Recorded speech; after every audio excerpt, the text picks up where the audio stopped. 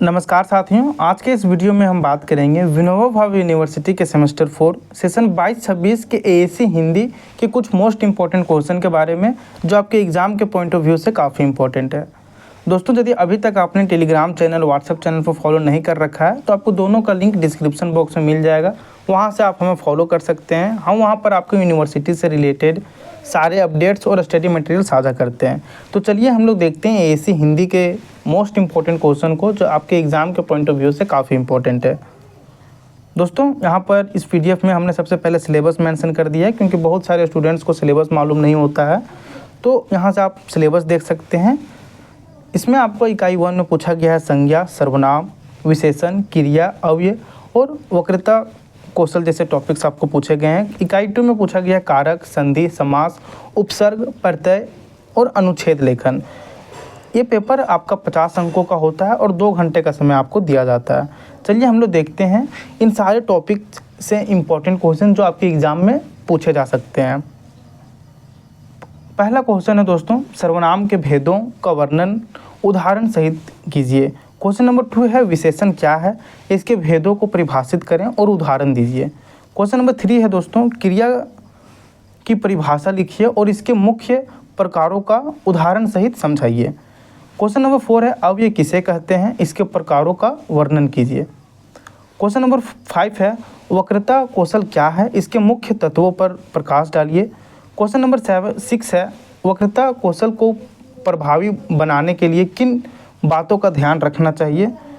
Question number 8 है संज्ञा और विशेषण में अंतर स्पष्ट कीजिए। क्वेश्चन नंबर 9 है क्रिया और अव्यय में मुख्य अंतर समझाइए। दोस्तों, आपको बता दें कि हम आपको इन सारे क्वेश्चनों का आंसर भी प्रोवाइड करवाए हैं इसी वीडियो में, तो आप वीडियो को अंत तक ज़रूर देखें ताकि आपको आंसर के लिए कहीं और नहीं जाना पड़े। आप देख सकते हैं यहाँ पर नीचे पीडीएफ को स्क्रॉल करके इन सारे प्रश्नों का उत्तर आपको बहुत ही डिटेल्ड में मिल जाएगा ताकि आपको समझने और याद करने में कोई दिक्कत ना हो। आइए देखते हैं हम लोग आगे के प्रश्नों को। क्वेश्चन नंबर 11 है कारक की परिभाषा दीजिए और इसके भेदों को उदाहरण सहित समझाइए। क्वेश्चन नंबर 12 है संधि क्या है, इसके प्रकारों को उदाहरण सहित वर्णन कीजिए। क्वेश्चन नंबर 13 है दोस्तों समास की परिभाषा लिखिए और इसके प्रमुख भेदों को उदाहरण सहित समझाइए। क्वेश्चन नंबर 14 है उपसर्ग और प्रत्यय में अंतर स्पष्ट कीजिए। क्वेश्चन नंबर 15 है उपसर्ग किसे कहते हैं, इसके प्रकारों को उदाहरण सहित समझाइए। क्वेश्चन नंबर 16 है प्रत्यय की परिभाषा दीजिए और इसके प्रकारों को उदाहरण सहित वर्णन कीजिए। क्वेश्चन नंबर 17 है अनुच्छेद लेखन के नियमों और मुख्य विशेषताओं को समझाइए। क्वेश्चन नंबर 18 है दोस्तों समास और संधि में मुख्य अंतर स्पष्ट कीजिए। क्वेश्चन नंबर 19 है वर्ण संधि के भेदों को परिभाषित करें और प्रत्येक का उदाहरण दें। क्वेश्चन नंबर 20 है अनुच्छेद लेखन में किन बातों का ध्यान रखना चाहिए। क्वेश्चन नंबर 21 है दोस्तों उपसर्ग और प्रत्यय का वाक्य निर्माण में उपयोग को समझाइए। क्वेश्चन नंबर 22 है समास के भेदों को उदाहरण सहित विस्तृत रूप में समझाइए। क्वेश्चन नंबर 23 है अनुच्छेद लेखन के लिए एक विषय चुनकर लिखिए, जैसे पर्यावरण संरक्षण, समय का महत्व, शिक्षा का उद्देश्य, या कोई टॉपिक दे सकता है आपको। ज़रूरी नहीं है कि जो हमने यहाँ 3 टॉपिक लिखा है पर्यावरण संरक्षण, समय का महत्व, शिक्षा का उद्देश्य यही दे दे। दोस्तों, ये आपका 23 क्वेश्चन, ये यदि आप 23 क्वेश्चन को कर लेते हैं तो आपका कंफर्म है कि एक भी सवाल आपका इससे बाहर नहीं आएगा एग्ज़ाम में। हमने यहाँ पर आपके सिलेबस को एकदम डिटेल में एनालाइज करके प्रत्येक प्रश्न को यहाँ पे लिखा है ताकि एक भी प्रश्न इस पीडीएफ से बाहर ना आए। इन सारे प्रश्नों के उत्तर के लिए आप हमारे टेलीग्राम चैनल को ज्वाइन कर सकते हैं। टेलीग्राम चैनल का लिंक आपको डिस्क्रिप्शन बॉक्स में मिल जाएगा।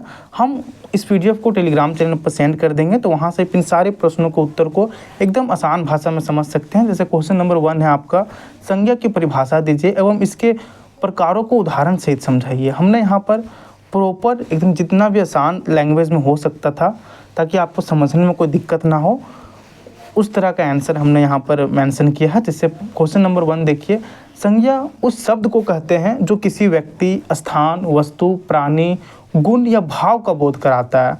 यह भाषा का सबसे महत्वपूर्ण घटक है क्योंकि इसके माध्यम से हम चीज़ों का नामकरण करते हैं।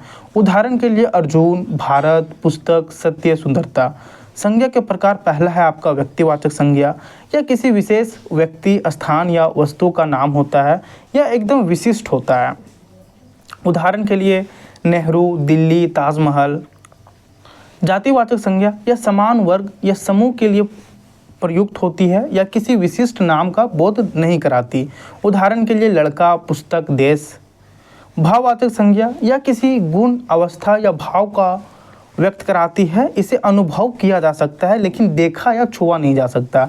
उदाहरण के लिए लिख सकते हैं ईमानदारी, दुख, वीरता। समूहवाचक संज्ञा या व्यक्तियों, वस्तुओं या प्राणियों के समूह को दर्शाता है। उदाहरण में लिख सकते हैं झुंड, वर्ग, सभा। इसके बाद पांचवा जो इसका प्रकार होता है वह होता है द्रव्यवाचक संज्ञा या किसी पदार्थ या सामग्री का नाम दर्शाती है जिससे चीज़ें बनाई जाती है। उदाहरण सोना, पानी, लकड़ी। संज्ञा भाषा का आधार है। यह हमारे विचारों और भावनाओं को अभिव्यक्त करने के लिए आवश्यक है। इसके बिना संवाद असंभव हो जाता है। दोस्तों, इसी प्रकार आप सारे प्रश्नों का उत्तर इस पीडीएफ से देख सकते हैं। इस पीडीएफ को डाउनलोड करने के लिए आप हमारे टेलीग्राम चैनल वीडियो अपडेट्स पे जाएं। हमने इस पीडीएफ को वहाँ पे साझा कर दिया है। दोस्तों, यदि वीडियो आपको अच्छी लगी हो तो वीडियो को लाइक करें और चैनल को सब्सक्राइब करना ना भूलें, क्योंकि हम आपके लिए ऐसे ही इम्पोर्टेंट क्वेश्चन और आपकी यूनिवर्सिटी से रिलेटेड सारे अपडेट्स इसी चैनल पे हम लोग लाते रहते हैं। धन्यवाद दोस्तों।